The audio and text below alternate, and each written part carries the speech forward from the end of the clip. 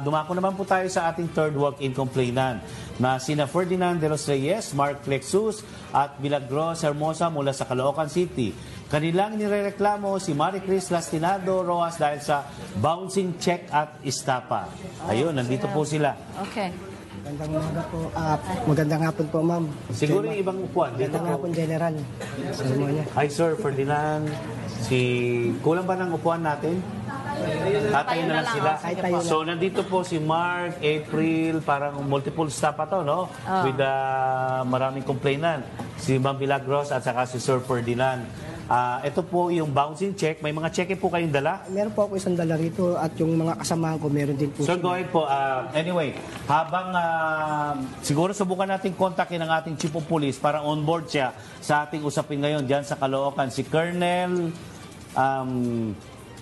Sir, bali sa Bulacan. Flores. Saan ba to? Bulacan po siya. Taga-Caloocan po kayo. Ako Pero taga-Caloocan po. Bulacan po nangyari. Hindi, Bulacan po nakatira yung kinocomplain. Yung kinocomplain nyo. Pero saan po nangyari?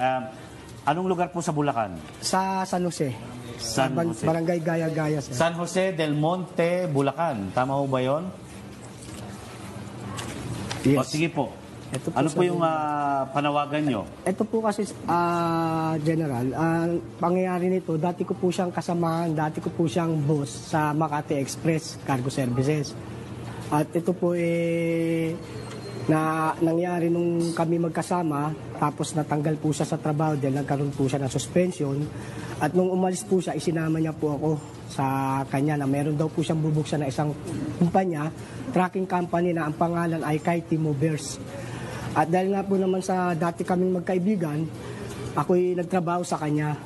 Subalit sa pagtatrabaho ko po sa kanya, sir, hindi niya po tinupad yung pangako niya na sasahuran ako kasama yung mga kasamahan ko po. Sila po? Hindi, sila naman po ang case na malaman nila na ako biktima at sila din ay... Ng iisang tao? Opo, isang tao po. Pwede po kayo manawagan kung sino man po yun ang biktima sa inyo? Opo. Sige po, sir. Tinatawagan ko po si Maricris Tepase Rojas na magpakita sa amin, huwag mo kaming i-block sa Facebook, harapin mo yung kasong ginawa mo sa amin. Marami ka nang nilolokong tao, pati kami ng mga dati mong kaibigan ay biniktima mo rin. Sana lumabang ka ng parehas dahil nung panahon na nakagipitan mo, tinulungan ka rin namin. At yung mga kasamahan ko na sila Ma'am Gloria, Ma'am Milagros, Ma'am April, at marami pa pong iba, sir, hindi lang po nakasama, hindi po sila available. Ito po sa kanila naman po, investment. Talaga pong manluloko. Pero kayo po, sir, ay willing na magsampa ng kaso laban kay... Anong pangalan niya ulit, sir? Willing po. Willing po kami dahil laban kay Ma'am... Maricris Tepase Rojas. Repase Rojas. So, Ma'am Maricris Tepase Rojas, nandito po yung mga kababayan natin na nagre-reklamo po sa inyo. Pero willing naman po silang makipagkaroon ng amicable settlement. So, maganda po ay magharap-harap po kayo dahil pag hindi po kayo nagharap-harap ay mapipilitan po sila Sir Ferdinand kasama ng kanyang mga iba pang complainant dito na magsasampa po ng kaso laban sa inyo. Okay. Meron pa kayong mensahe kay Juan? Ang mensahe ko lang sa kanya, bayaran niya na po kami at lumantad na po siya at wag na po siya manloko na marami pang tao dahil kasalukuyan siya po ay namamayagpag sa Baguio at sa Facebook, sinasabi niya na may bago siyang kumpanya doon at panay pa rin ang banat niya sa amin pero hindi naman namin makita dahil naka-block po kami. Lahat po kami ng biktima niya naka-block. Kung talagang malinis ang konsensya mo na lagi mo sinasabi sa Facebook na ikaw ay blessed, ipakita mong blessed ka, harapin mo po kami.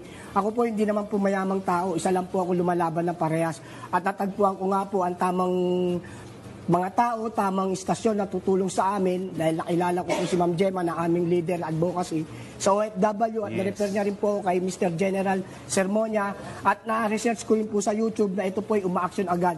Kaya idinulog po namin dito dahil alam po namin na hindi ka makakapagtago ng matagal dahil nasa Recta Connect na po kami. Ito po ay action agad. Kaya hindi na po kami lang ang kalaban mo rito, kalaban mo na ang mismong mga kapulisan dahil ang ginagawa mo ay panluloko sa kapwa, hindi ka lumalaban ng parehas, lagi mong pinagyayabang na blessed ka. Patunayan mo yan, Ma'am Maricris Rojas Tepase. Ayun po, maraming salamat po, Sir Ferdinand. No? Siguro naman, narinig ng ating mga kababayan ang inyong panawagan na para kay Ma'am Marie Chris Ipase Rojas. Mas maganda po na mag-usap-usap po kayo.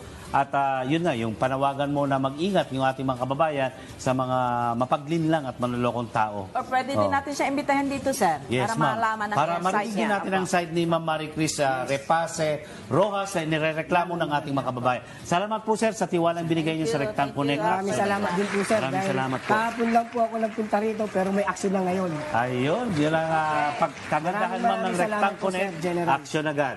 Okay, dumako naman po tayo sa fourth complainant.